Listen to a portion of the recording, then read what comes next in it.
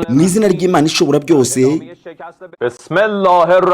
mu izina ry'Imana ishobora byose, Imana nyirikuzo yo nyirimbabazi, hashingiye ku gutsindwa kw'igitero cy'ingabo za Leta Zunze Ubumwe z'Abanyamerika mu majyepfo ya Isfahan n'igitero bagerageje kugaba ku kiraro cya Karaj na Mashahil ahari uruganda rutunganya peteroli, hanyuma ingabo zikaza kuburizamo icyo gitero, by'umwihariko aho bari bibasiye kurasa n'igitero bagabye mu kubasubiza.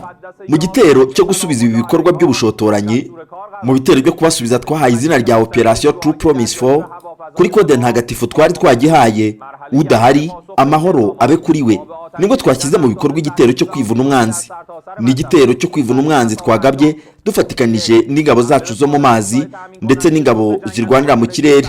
Mu bitero twagabye rero kugeza mu gitondo cyo kuri uyu munsi mu gice cya mbere twabishyize mu bikorwa turasa ku banyesiyoni, turi kurasa mu gace kabo, twibanda cyane kuri ibi bikurikira.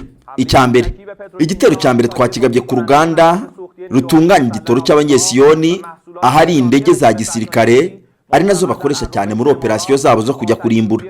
Kabiri, igitero cyacu twakigabye kuri Exxon Mobil ndetse n'uruganda rw'Abanyamerika rwitwa Chevron rutunganya gaze ruherereye muri Leta Zunze Ubumwe z'Abarabu.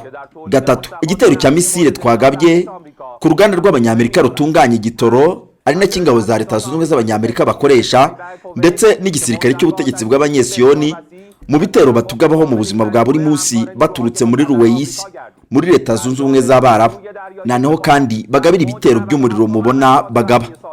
Icya kane, nuko twabarashishije drone mu gitero gikomeye aho uruganda rw'Abanyamerika rwa Petrochemical ruherereye mu gihugu cya Bahrain byaje kurangira ruhindutse ubushwangi, rurarimbagurika rurarangira ku buryo ibikorwa remezo by'urwo ruganda ubu ngubu biteye agahinda ku buryo bitazongera no kongera gukora. Icya gatanu, ni igitero twagabye ku ruganda rundi ruri muri Kuwait narwo rwa Petrochemical aho rwaje kwangirika bikomeye ndetse rufatwa n'inkongi y'umuriro rurashya burundu. Ubu ngubu barufunze ku buryo rutazongera kongera gukora. Ibyo twabikoze dufatikanije n'ingabo, igisirikare cya IRGC kirwanira mu mazi ndetse n'abayobozi bakuru muri wave ya 97 twaraye tugabye. Byose nibikubiye muri cya gitero cyacu twahaye izina rya Operation True Promise 4. Intumwa Qasim bin al-Hassan amahoro abe kuri yo, ubutegetsi bw'Abanyamerika n'ubw'Abanyesiyoni n'iterabwoba ryabo tugomba kubishyira hasi mu gukubita imitungo yabo iri hirya no hino mu kigobe ndetse no mu bice bikikije ikigobe. Nanone twasenye ibigo by'ingabo za Amerika aho abayobozi b'ibyo bigo ndetse n'abofisiye baje guteranira muri Kuwait mu mbuga yitiriwe Mohammed Al Ahmad. Bari kumwe n'ingabo zirwanira mu mazi bari gukoresha misile balistike bagamije kurasa drone, by'umwihariko nk'uko tubihabwa na raporo yasohotse ku munsi w'ejo y'igisirikare cya IRGC ishami ryo mu mazi. Bari kuvuga ko icyo gitero ku ngabo za Amerika aho bari bateraniye muri UAE cyaje kurangira abasirikare 25 bitabye Imana cyangwa se bakomeretse. Dukomereje kuri ibi bitero bya gisirikare, n'ubundi ikigo cy'ubucuruzi cy'abanyesiyoni King David Sal nacyo twakibaze turakirasa. Twakirashe dukoresheje misile yacu ya Aquadil kuri Jebel Airport muri Leta Zunze Ubumwe z'Abarabu. Kugeza iyi saha ubu ntabwo ubu bwato buri gukora, ahubwo buri gushya. Ugutwika y'amato kwabayeho kuva mu ntangiriro z'iyi ntambara byose biri mu murongo w'amakuru y'ubutasi, kuyagenzura no kumenya kuyasesengura. Byose biri mu murongo w'akayihayiho k'umwanzi ko kugerageza kuza kugenzura umuhora wa Hormuz. Kuva amato yatangira guhagarikwa hariya, umwanzi yakomeje kugerageza kunyura hariya bitewe n'uko yabuze inzira akabura n'uruhushya rubimwemerera. N'ubundi ayo mato twavuze haruguru yagerageje kujya kunyura mu gace k'uburasirazuba bw'agace k'ingenzi cyane katuma bafata uyu muhora wa Hormuz. Hanyuma ubwo bwato duhera ko tububara turaburasa. Muri iki gitero kandi nabwo inganda z'ubutegetsi bw'Abanyesiyoni cyangwa se aho zifite aho zihuriye nabo cyangwa se igisirikare cyabo nabyo twabibaze turabirasa. Byose ni ibitero turi gutegurira ku kigo gikuru cy'ibirindiro by'ingabo za IRGC zirwanira mu kirere.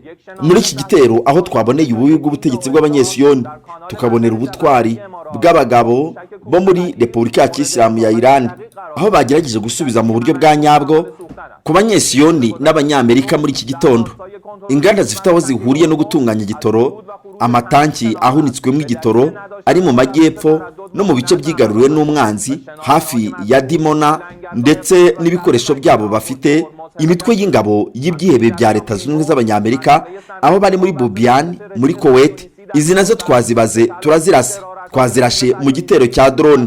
Inzu zari zibitsemo intwaro twazirashije misile zacu, cyo kimwe kandi n'ihanahana amakuru, ubugenzuzi ndetse n'ibikorwa remezo by'ibyihebe by'Abanyamerika nabyo twabirashe. Nyuma y'ibi bitero bingana gutya kandi bikomeye, hagaragaye ukononekara gukomeye mu kigo cya gisirikare kiri Arufijane muri Kuwait. Leta Zunze Ubumwe z'Abanyamerika zikaba zikomeje kwigaragaza nk'izigambiriye guhungabanya ituze ry'aka karere, ndetse satelite zabo bakoreshaga mu bugenzuzi no gukomeza gukurikirana imikorere y'ibigo biri mu kirwa cya Bubian, binyuze mu kuba barakomeje kujya bakomeza kugaba ibitero nk'ibi ngibi kuri Irani. Nicyo batugabyeho bakoresheje drone. Igisirikare cyacu kirwanira mu kirere cyo muri IRGC bafatikanyije nanone n'igisirikare n'urunana rw'ibisirikare bakorana, bakaba bararashe izo drone.